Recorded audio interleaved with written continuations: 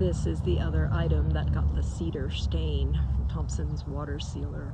Don't think we need to worry about the water as much as we do the sunlight, but it's a lovely little spot under this beautiful juniper. So what I'm excited to share with you now is some footage from 3 years ago. Hard to believe, but yes, 3 years ago, a friend of mine and I installed asparagus in her garden. And so this is Asparagus 101. Enjoy. She just texted me a photo of the asparagus coming up. She's going to be able to start harvesting it. I'm really excited.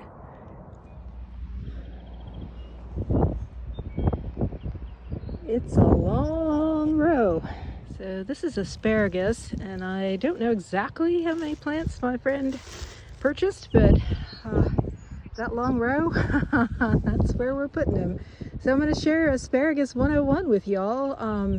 This plant will be here when my friend's grandkids, possibly great-grandkids, would like to harvest some asparagus.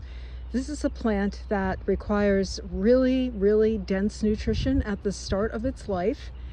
It requires patience because you don't harvest any for the first 3 years.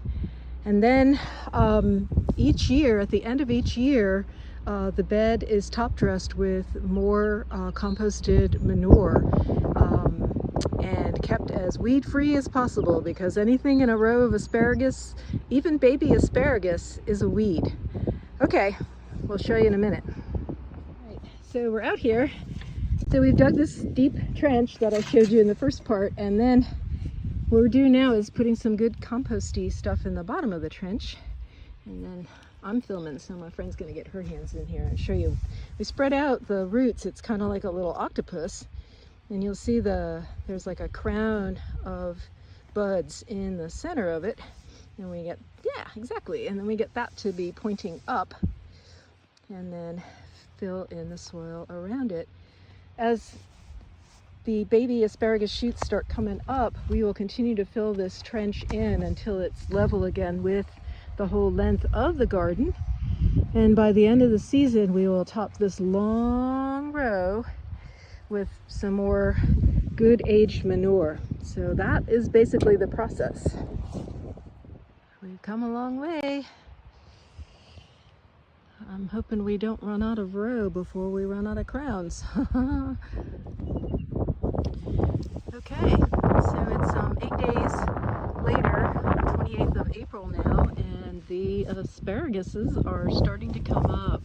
It's a nice warm day today, but it's also very dry and windy. I'm actually out here to work on the garlic today, but if there's time, I want to get some more manure on this and fold in the next layer of soil over top of these little babies that are starting to come up. See, you can see, yeah, they're up about 3 inches already. Anyway, that's what's happening today.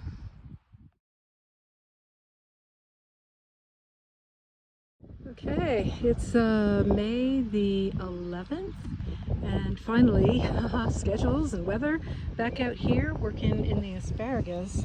So we're putting the next layer of the compost in, and then, as you can see, just hoeing the ground over top of the compost.